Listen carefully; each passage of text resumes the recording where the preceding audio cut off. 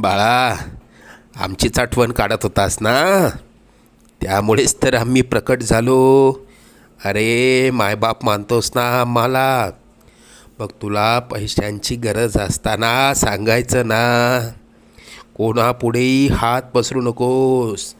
लोक 2-4 हजारांची मदत करतीलही, पण तुझ्या मागे सर्वांना तुझी मजबुरी हसत सांगतील. आता तुला कोणापुढे हात पसरण्याची वेळच येणार नाही. तू आजपर्यंत भरपूर दुःख सहन केलंस.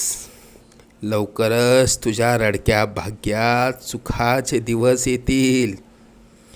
तुझ्या मनात असलेली इच्छा पूर्ण होऊन अक्कलकोटला पेढे घेऊन येणं होईल.